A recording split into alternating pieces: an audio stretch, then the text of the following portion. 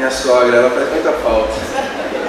Ela faz sim. Gente, eu quero aproveitar esse momento e honrar também a vida da Mari, quem conhece ela, a pastora Mariana, a irmã mais velha da Marine. E uma coisa que é impressionante na Mariana é o seguinte: ela foi inventar de apresentar na faculdade que ela está fazendo nos Estados Unidos. Ela apresentou para a diretoria o seguinte: ela perguntou se ela podia fazer 2 pós-mestrados ao mesmo tempo. Aí a diretoria chegou para ela e falou assim: olha, a gente já tem essa faculdade tem bastantes anos, eu nunca vi alguém querer fazer 2 ao mesmo tempo, mas podemos abrir essa exceção, né? Ele achou isso meio diferente. A Mari, ela é uma pessoa incrivelmente inteligente. E aí, na formatura onde que o apóstolo e a bispa estão, quem foi a única pessoa em todos os tempos que ganhou 2 diplomas ao mesmo tempo? A Mariana, humilde daquele jeito. Então, Deus é muito fiel. É uma pessoa muito abençoada. Eu quero te convidar a você abrir a sua Bíblia no Evangelho de João, capítulo 16.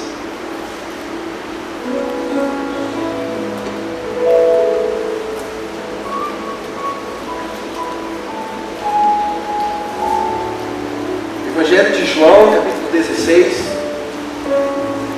E nosso ministério, eu falo assim também, a Marinha e eu, a gente viajou essa semana muito, fomos para Curitiba, voltamos de Belo Horizonte hoje pela manhã, e no meio desse vai e volta, é tão bom chegar aqui, sabia? É tão bom chegar aqui. Estou aguardando aquele sanduíche lá no final do culto. O capitão já deve estar lá fazendo, pode ser o dobro, pode ser o duplo, que uma vez na semana pode, né? Não, pessoal da dieta, pode. Só que nessa caminhada que eu venho enfrentando, eu estou reparando uma coisa. Estou reparando que o povo brasileiro está começando a ficar muito ansioso. E não só eu reparei isso, a gente estava conversando com um psicólogo muito renomado aqui no Brasil, e ele falou que o Brasil está em primeiro lugar da ansiedade. O nosso Brasil tão feliz, a gente está começando a ficar muito preocupado. E muitas vezes com razão. Não é todo mundo que torce para o FC Bahia, que nem eu, né? Então você fica lá torcendo pelo seu time, mas nunca ganha, né? Minha sogra é encantadinha. Mas eu tenho reparado que a gente tem andado muito preocupado. Deus colocou uma palavra no meu coração, só que eu quero usar isso como introdução. João capítulo 16, 33. É o último versículo. E aqui Jesus, ele está quase indo embora. Ele está dando umas últimas instruções para o povo dele. E eu não sei se vocês estão atual, se vocês vão ao cinema ou não, mas eu fui ao cinema ver esse último Avengers. E eu comprei uma brincadeirinha, Joias do Infinito. Alguém já viu? Não? Compraram? Acharam absurdo? Então, eu tenho um filhote, ele não viu o filme, mas ele quis as pedras. E eu achei interessante, eu estou trazendo essas pedras para demonstrar para vocês um pensamento. Não é verdade que na nossa vida nós temos certos focos que nós precisamos alcançar, ou pelo menos nos é falado que nós precisamos alcançar? Eu quero comparar isso com essas 5 pedras do infinito. Lá no filme a gente percebe que eles precisam alcançar essas 5 pedras para ter tudo, né? E não é verdade que a mídia, o nosso trabalho, as nossas empresas, as pessoas com quais nós conversamos, eles também colocam certos obstáculos, certos símbolos que nós precisamos alcançar na vida? Por exemplo, quando você vai para a escola, te é falado o seguinte: sua primeira pedra, você vai ter que você precisa de uma boa escola, você precisa de uma boa educação. Talvez você não tenha a possibilidade quando você era mais novo, está fazendo uma faculdade agora, porque essa pedra é preciso. Para você ser bem sucedido, você no mínimo tem que ter essa formação. E nos é colocado essa pedra como pré-requisito. Outra pedra que é muitas vezes nos colocada como pré-requisito é o seguinte: agora que você está correndo atrás da sua educação, com quem você vai casar? Tem que ser alguém que a sua mãe gosta, que a família, né, se der bem. Então você precisa de um parceiro, é a segunda pedra. Você precisa de alguém que você pode se dar bem, você pode chorar, você pode construir uma coisa junto. E quando você acha que você conquistou essa segunda pedra, você ainda está na fase de lapidação. Agora, logo teu sogro, tua sogra vão te pressionar com: queria tanto ter um neto, não estou me sentindo bem, e sabe, será que eu ainda vou ver meu neto? E aquela pressão básica, né? Esses dias Marcos, meu cunhado, chegou lá em casa e ele: ô Davi, quando é que vai vir mais um irmãozinho? Eu falei pro Marcos, pergunta para ele quando é que vai vir um primo, né? Já logo troquei, mas essa pressão, né? Não basta você ter um parceiro, não, basta você ter filhos, né? Um monte. Aí você agora está com essa terceira pedra. Mas não basta isso, você agora precisa, no mínimo, um apartamento próprio. Porque hoje em dia, na nossa sociedade, dá seu jeito.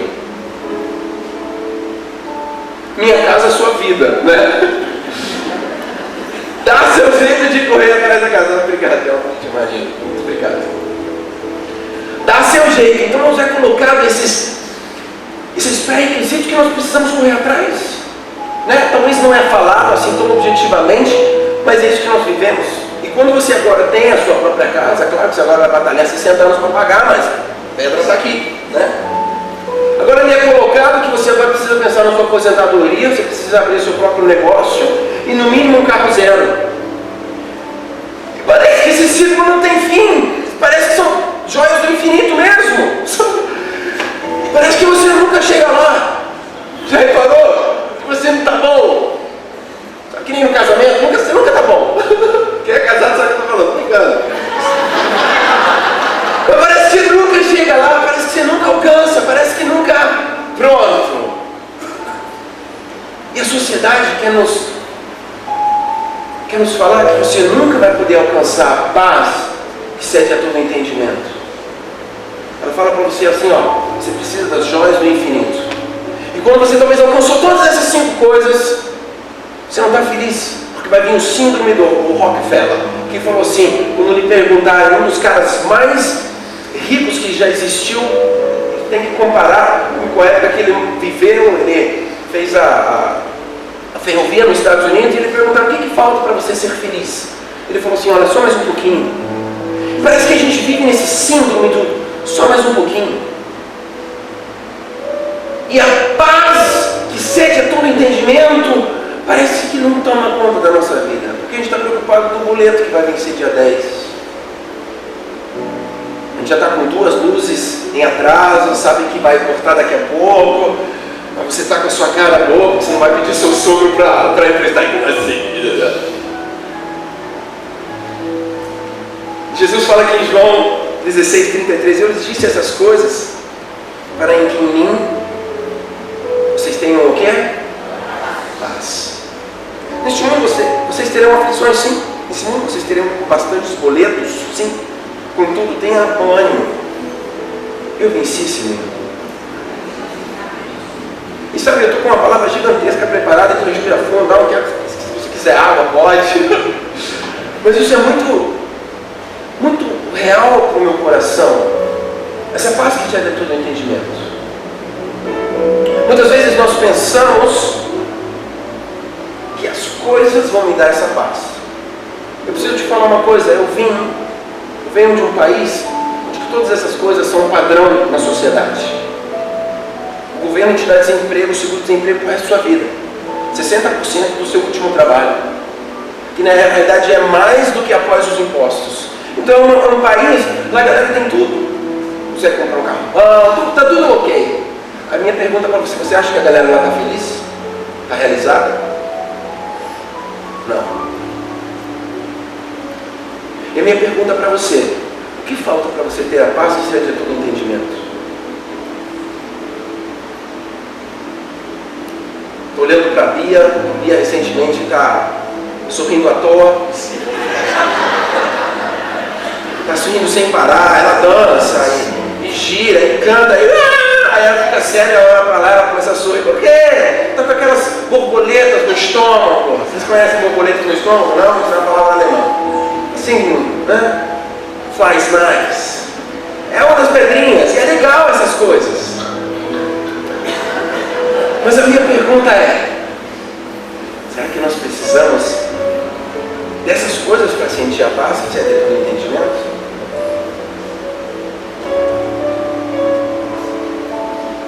quero ler com você mais um versículo, por favor. Em Filipenses 4.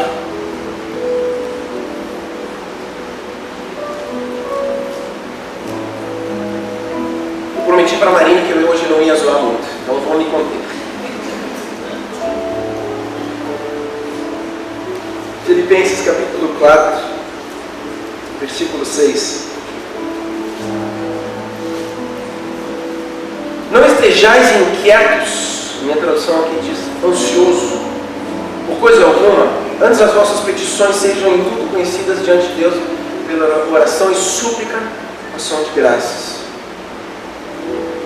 E a paz de Deus, que excede todo entendimento, guardará o vosso coração e o vosso pensamento em Cristo Jesus. E sabem, eu quero te convidar, essa é uma introdução que eu estou usando, eu quero te convidar a você voltar à origem daquilo que te dá paz.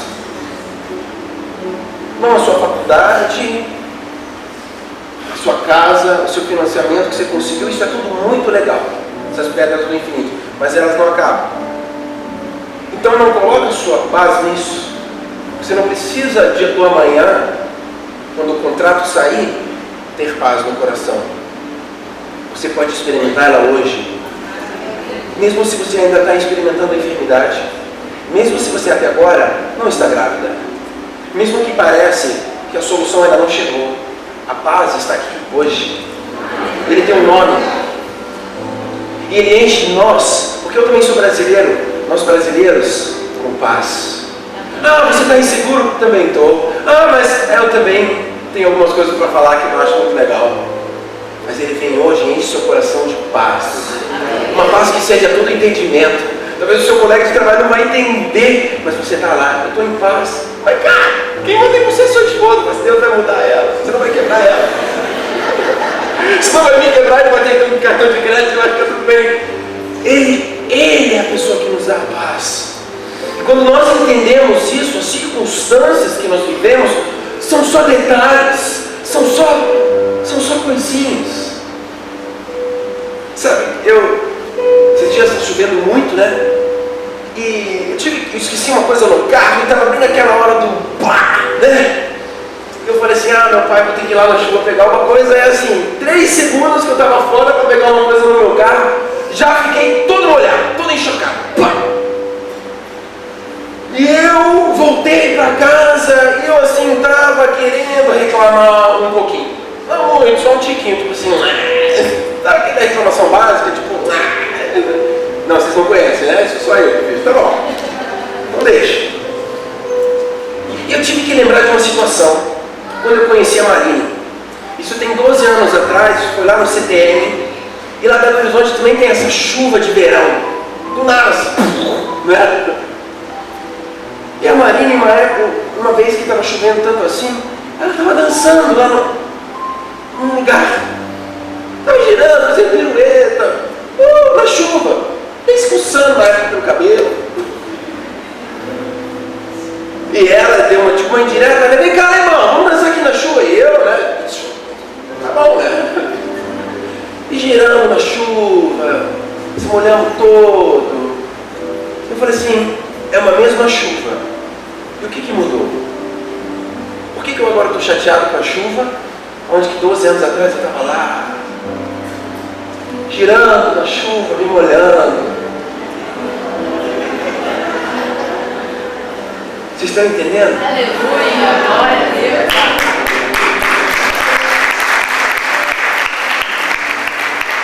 São essas coisas da vida que nós precisamos resgatar.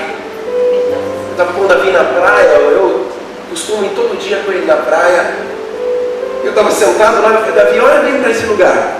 Aí ele estava olhando, eu falei assim, o europeu paga mais de 5 mil euros para ver isso daqui, trabalha o ano todo. Aí ele não entendeu muito bem, mas eu te falo. A gente precisa começar a curtir as coisas, em vez de eternamente correr atrás das pedras do infinito.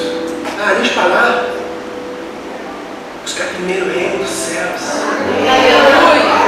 Sabe, nós encontramos em Hebreus 11, 32. Hebreus 11, 32. Bíblia do meu sogro, todo mundo. Vou ler com vocês. Hebreus 11:32. E o que mais eu vou dizer? Faltaria-me o tempo contando de Gideão, de Baraque, e de Sansão, e de Jefté, e de Davi, de Samuel e dos profetas, os quais, pela fé venceram reinos, participaram, praticaram a justiça, alcançaram promessas, fecharam a boca do leão, dos leões, apagaram a força do fogo, escaparam do fio da espada, da fraqueza tiraram forças na batalha, se esforçaram, puseram em fuga os exércitos dos estranhos. As mulheres receberam pela ressurreição os seus mortos, uns foram torturados, não aceitando o seu livramento para alcançarem uma melhor ressurreição, e outros experimentaram escárnios e açoites e até cadeias e prisões.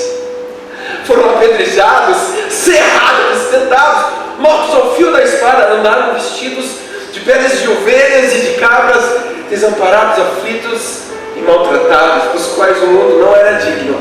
Minha pergunta para você: você fez o que semana passada? Matou algum leão?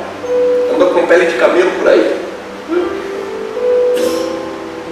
Teve que enfrentar alguém com uma espada? Não. Torturado? Morreu? Porque você quis uma ressurreição melhor depois? Ou só por causa de algum probleminha você saiu reclamando? É outro padrão de vida. Eu até me emociono, sabe? Eu sou mais brincalhão, mas eu me emociono porque eu fico envergonhado com a minha fé. Eu olho para esses caras e falo assim: o que eu estou fazendo? Preocupado com um boletim, preocupado com que seja qualquer coisa, estou preocupado, sabe? Tanto que o Botox está detonando, porque ele está fazendo tanto assim, que ele fala assim: põe aí, ninguém vai saber que você está fazendo assim, né? Está tão preocupado pela vida. Aí eu olho para uns caras desses, que eles se lixaram para casa. Os judeus, quando se converteram, eles tiveram que fugir das suas aldeias, porque não eram aceitos pelos seus familiares. E eu, com minha fé tão pequena, muitas vezes falo assim: o que eu estou fazendo no meio disso tudo? E a mensagem que Deus colocou hoje no meu coração é Jesus sobre tudo. Eu anotei alguns pontos, mas eu queria muito ressaltar essa paz, que seja todo entendimento. Vamos voltar para isso. Vamos voltar para isso. Seu casamento não está do jeito que você planejou. Vou te contar um segredo, meu também não. Mas e aí? É esse processo que faz valer a pena.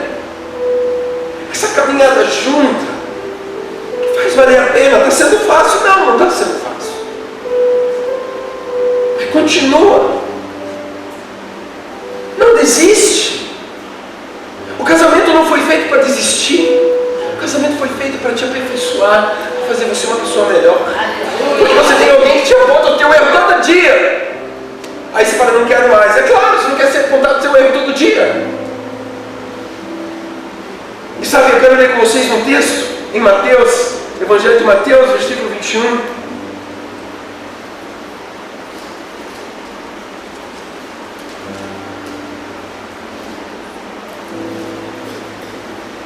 E esse texto para mim, Mateus 21, versículo 12. Essa história para mim é uma das histórias, fora a ressurreição de Cristo, uma das histórias mais mirabolantes, extraordinárias que Jesus experimentou ao meu modo de ver.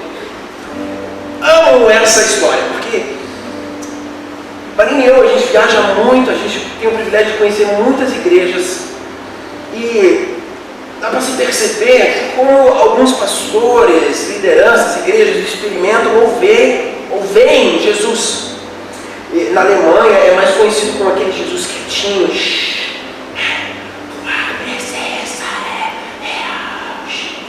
Aqui no Brasil a gente já gosta mais de um uau, né? E eu sou esse daí. E por isso que eu amo esse texto. Vamos ler. E entrou Jesus no templo de Deus e expulsou todos que vendiam e compravam no templo, e derrubou a mesa dos cambistas e as cadeiras dos que vendiam pombas. E disse-lhes: está escrito, a minha casa será chamada casa de oração, mas vós a tendes convertido em covo de ladrões. E foram ter com ele no templo cegos e coxos, e curou-os. Vendo então os principais dos sacerdotes, os escribas, as maravilhas que fazia, os meninos clamavam no templo: Hosana, o filho de Davi. E assim os outros se indignaram. Só até aí. Eu quero abrir um pouquinho esse contexto dessa história. Quando Jesus nasceu, ele foi entregue o quê? Ouro, mirra, o que mais? Gold, Weihrauch und Myrrhe. Eu ia falar em alemão. Como é que é isso em português? Ouro, mirra e incenso. Ouro é barato? Não, é legal. Né? Quem quer ouro? Eu. Quer não? Quer ouro não? Quem quer ouro? Eu. Então, não quer, não ganha. Simples. Então a gente vê que eles receberam, Jesus quando nasceu, ele recebeu o presente dos magos. E a gente lê no Evangelho de Lucas, no capítulo 2, no versículo 22, abre para mim aí. Que logo após José já tenha fugido e tudo mais, Lucas 2, 22, e cumprindo-se os dias da purificação delas, segundo a lei de Moisés, o levaram a Jerusalém para apresentarem ao Senhor, os pais de Jesus. Próximo. Segundo o que está escrito na lei do Senhor, todo macho por jeito será consagrado ao Senhor. Ok. E para darem a oferta segundo o disposto na lei do Senhor, para dar rolas ou 2 pombinhos. Só até aí. Só até aí.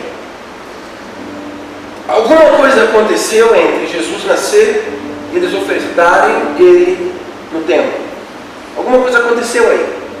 Porque a Bíblia nos fala em Levítico, capítulo 5, versículo 7, você não precisa abrir, já estamos lendo muito, mas para você saber anotar, depois você pode reabrir. Que, se você tem condição, você é para ofertar o quê? Um cabrito. Uma coisa maior, um bonitão. Mas se você não tem recurso financeiro, você é para apresentar, como é que diz aqui no português? Rolas. Isso, pombinha pequena. Existem 306 pombos, diferentes tipos de pombos. Eu amo pássaros, sempre observo pássaros, por isso que eu sei isso. E esses rolos são pássaros super pequenos, tipo pombinhos. Então a lei de Moisés falou o seguinte: você não tem recurso financeiro, você não pode apresentar um cabrito legalzinho, maneiro, para mostrar para todo mundo que você tem condição financeira, você não vai apresentar o seu carro zero, você apresenta isso daí. Ok. E agora José e Maria estão lá e apresentam Jesus com nada. Só que você tem que entender o seguinte: esse lugar onde que era apresentado, onde que era comprado os animais de sacrifício, era a entrada do templo. Você precisa entender o seguinte: quem não foi para Israel ainda, tem que ir. Estamos fazendo uma caravana do SEI para 2020. Quem quer ir? Quem quer ir? Eu também vou. 2020, então separa, já começa a pagar seus boletos. É nóis! Porque é uma viagem que muda a sua história. Financeiramente, sério, me falaram isso, falei assim, mudou minha vida. Meu conceito de pensar, eu me apaixonei por Israel. Então, quando você vai a Israel, você vai ter o privilégio de ver um montão de coisa que vai fazer todas essas histórias muito mais criativo, sabe? Aquela coisa assim, entendi. Você tem que entender o seguinte: o templo foi derrubado pelos babilônios 500 anos antes disso acontecer aqui. E aí reergueram esse templo. E Herodes, um período depois, tinha uma praça na frente, onde que aconteciam todos esses trocas, essa venda de pombos, de animais, aquela bagunça toda que Jesus está indignado. Isso era na frente. Então Herodes construiu tipo um muro em volta para não ficar uma bagunça na rua. Ok? Isso na realidade nem era o templo em si. Interessante que Jesus fala assim: a minha casa. Então Jesus reconhece aquilo ali como a minha casa. Mas você vai entender a revelação que Deus me deu sobre esse texto. Eles estavam trocando dinheiro, cambistas. Por que se troca dinheiro? Lá o lugar era o seguinte: era o ponto turístico, era o Cristo Redentor, era o Pão de Açúcar de Israel. Era onde que todo mundo queria ir, porque era a única possibilidade não é de perdoar os pecados. Na época, Jesus ainda não tinha morrido pelos nossos pecados. Então você oferecia conforme o seu pecado para ele ser adiado. Para uma vez no ano, o sacerdote ir lá e apresentar seus pecados, etc. Então não era perdoado não, era só empurrar para frente. E você chegava lá e a igreja falava assim, a sua moeda tem César em cima. Então eu não aceito. Então você tem que trocar por moedas de prata, que são da igreja. Só que o câmbio era absurdo. Era de fato uma situação não legal. Então você vinha e trocava e muita gente não sobrava muito, a não ser algumas pombinhas. E Jesus cresceu nesse ambiente vendo os pais dele sempre indo ao templo oferecendo pombinhos pequenininhos. Você tem que entender o contexto geral. A mídia está lá, a sociedade está lá. Pobre, média, rica, tanto faz. Então o rico vem com 15 cavalos. No mínimo a galera fala assim, isso aí aprontou, hein? Tá devendo, hein? Então era nítido que quem vinha com muitos animais era muito rico. Quem vinha com os pombinhos era os pobres. Era assim, era uma exposição da sociedade. E lá eram muitos estrangeiros, todo mundo vinha naquele lugar para apresentar sacrifícios. E Jesus cresceu nesse ambiente, vendo os pais dele apresentando sacrifícios. Alguns historiadores falam que José deve ter morrido muito antes de Jesus tomar a vida pública, porque quando ele faz o primeiro milagre dele, ele vai só com a mãe dele, e na cultura judaica isso é inaceitável se o casal ainda está junto, só a mãe ir. Então dizem que Jesus viveu muito tempo talvez só com a mãe. Isso é uma suposição, porque a gente nunca se pergunta, cadê José, né? Cadê José? Você dá um filme, cadê José? E eu consigo imaginar na minha cabeça como Jesus cresceu vendo a mãe dele sempre ofertando coisinhas, migalhas naquele tempo, sendo observado. Eu acho que aquilo incomodou ele. Ele era 100% Deus e 100% homem. Eu acho que aquilo incomodou ele. Sabe aquela ira santa? Eu acho que ele ficou incomodado. Eu acho que aquilo ele não gostou. Não. Eu acho que ele não estava gostando daquilo, não estava.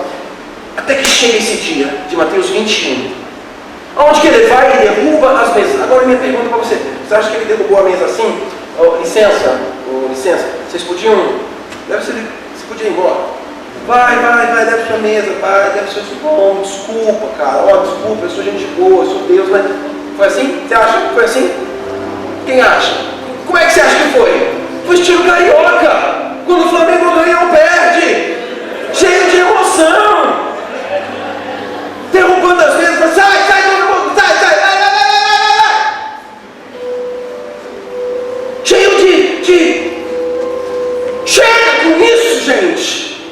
Eu acho que ali estava o 100% homem, 100% Deus, indignado com aquela situação, porque ele fala, isso aqui é minha casa. Agora minha pergunta para você, na época de Jesus, no Santo do Santo, aquele lugar que só o sumo sacerdote podia entrar, o que estava lá dentro? EBD.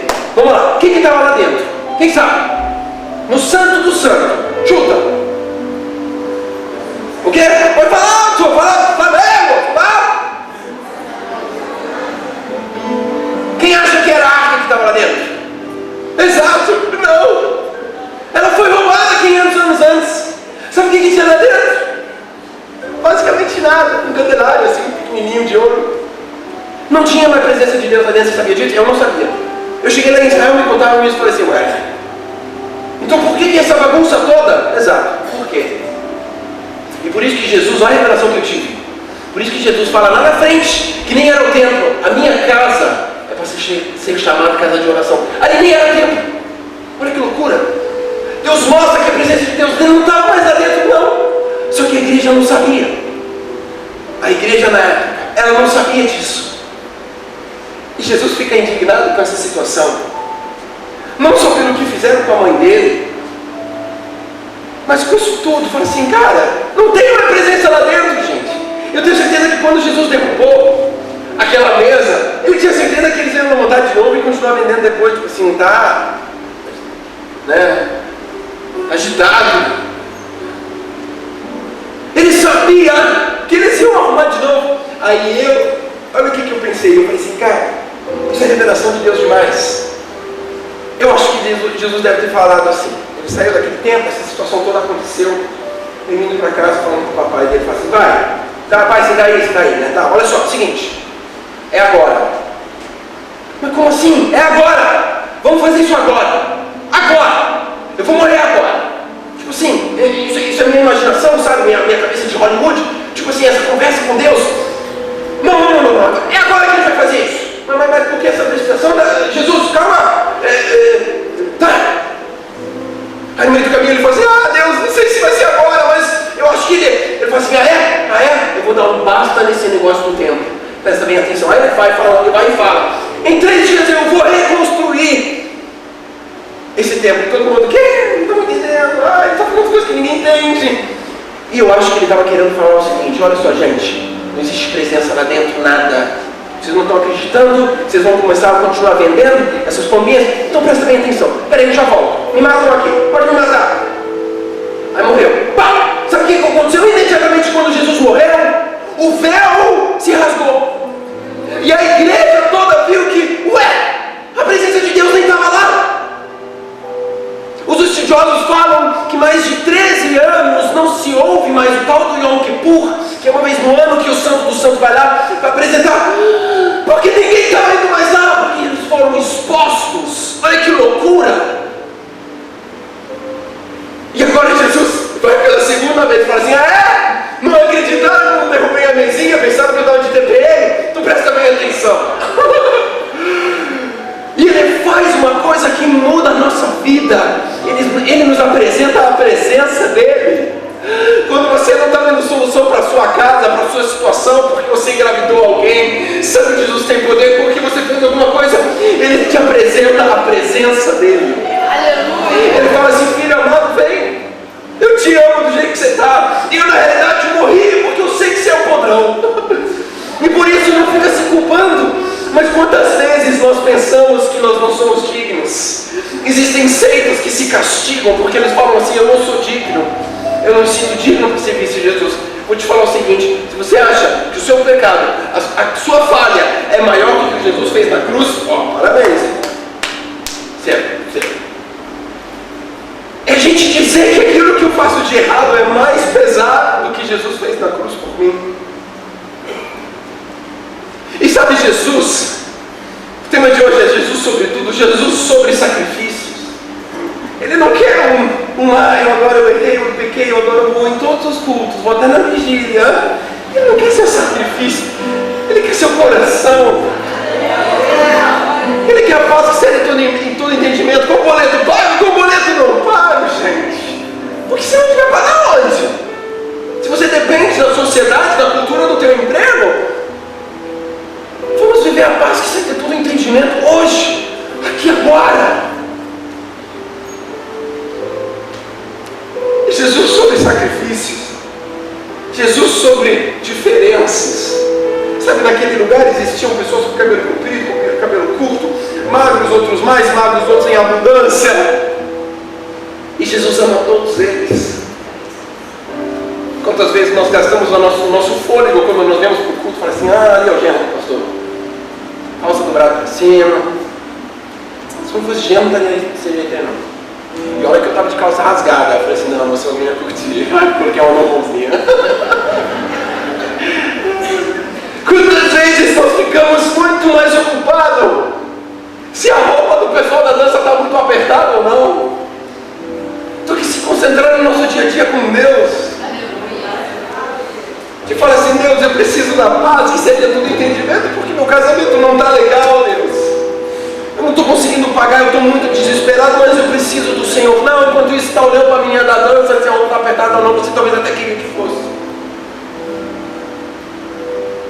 Sabe, para de criticar o outro. Para de olhar se está legal ou não está legal, se seu vizinho... Eu vi uma frase muito legal que fala assim, se a grama do vizinho é mais verde, é porque ela é falsificada. Para de olhar para a grama do vizinho, gente. Vive você a sua paz.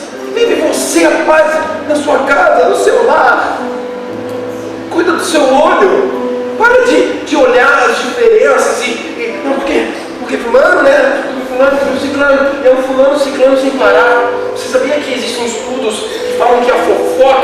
ela desperta uma endorfina parecida com a droga. Então ela faz bem. Falar da bobalhada do outro é fisicamente. Por isso que noticiários, essas coisas explodem e tudo dá certo, essas revistas, porque no corpo isso desperta uma endorfina. Isso vai te levar para onde? Isso vai te levar para onde? Isso vai te levar para onde, gente? Julgar o pecado do outro? Deus guarde minha vida.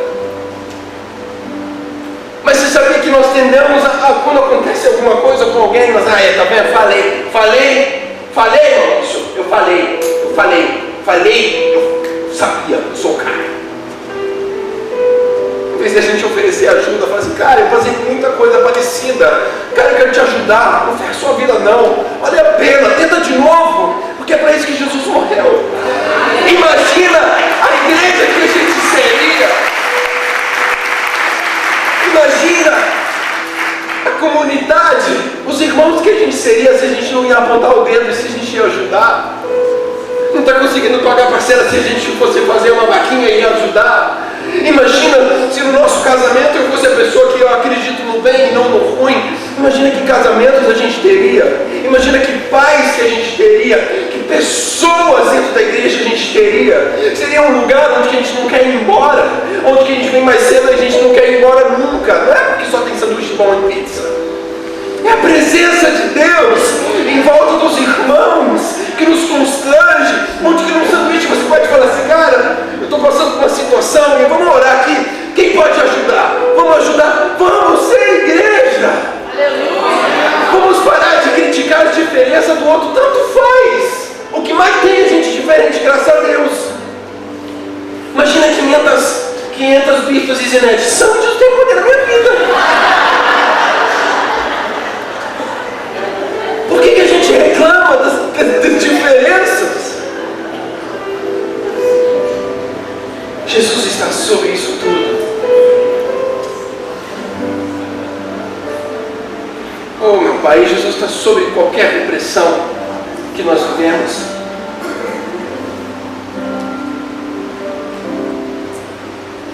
Sabem, quando Jesus expulsou todo mundo lá daquele templo, aí agora teve espaço para os coxos e para os cegos. Eles não tinham espaço antes. Não tinha espaço para entrar. Quando você expulsa da sua vida aquilo que não é necessário, o milagre acontece. Porque os sacerdotes eles ficaram espantados com os sinais que Jesus fez naquele lugar. Talvez você está precisando de um milagre na sua vida familiar, financeira, mas você está muito ocupado com os pombinhos e vender e comprar. Você tem que se concentrar e viver com Deus. Você tem que trazer, convidar Jesus de novo para a sua casa, para o seu casamento, para o seu negócio. Seu negócio não está dando certo, você está dando dízimo, irmão. Sorry, a Bíblia fala disso. Cansei de ver empresário falando porque não estava dando dízimo. Meu pai é pastor e meu sogro é pastor. Então quem te conhece de história é, pastor, tem que fechar minha empresa, meu pai. Pergunta se pagou dízimo de algum trem. Não, cara. Meus irmãos, eles têm uma loja gigantesca de surf. Na época eu estava lá e eles estavam com muito desafio. Eu falei assim, gente, vamos dar dízimo do faturamento, não do lucro. Tipo, né? Detalhes de empresários sobre dízimo. E eles, Daniel, eu falei assim, exato, eu estou dentro, eu quero fazer isso. Fizemos isso no ano. Surgiu um investidor que deu abundantemente mais, pagou um montão de conta. Eu falei,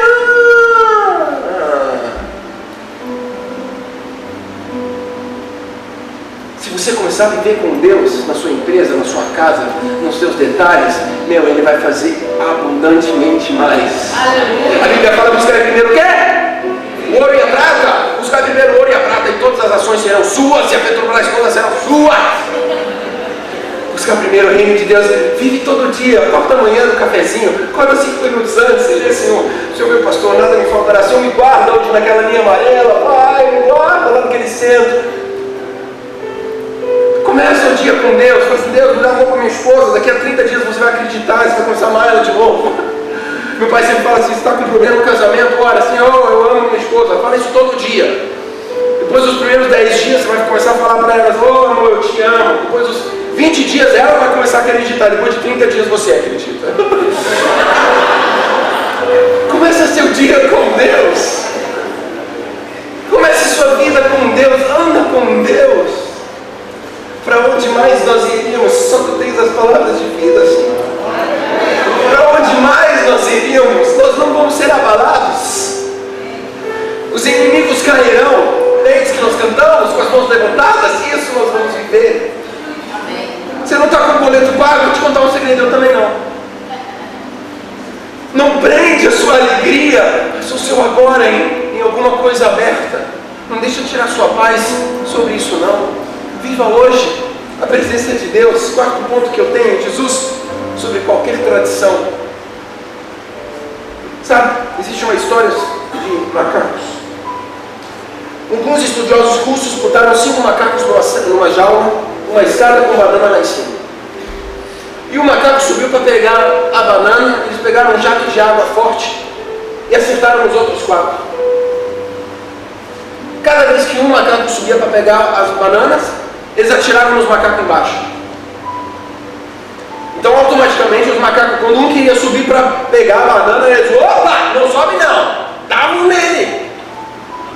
E devagarzinho os estudiosos, esses cientistas, eles foram trocando os macacos, até que esses 5 macacos nunca tinham experimentado água nenhuma. Só que sempre quando alguém subia para pegar a banana, ele apanhava, mesmo que eles não sabiam por quê. Se a gente tivesse perguntado para aqueles macacos, por que você está apanhando? Ele sabia. É assim. Sabe que é o nome disso? Tradição. Quando você faz coisas que você nem sabe por quê. E muitas tradições são hereditárias. São maldições, é DNA que precisa ser quebrado. E sabe quem quebra isso? É a cruz.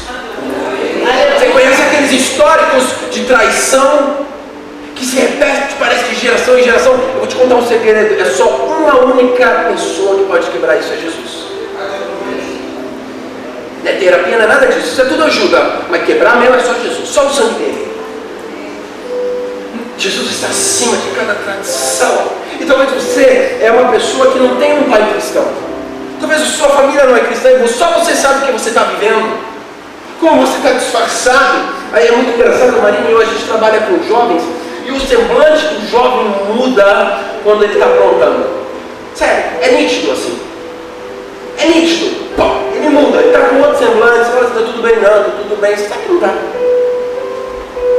E muitas vezes o jovem nem sabe por que ele está vivendo isso. Talvez é a retaliação do pai.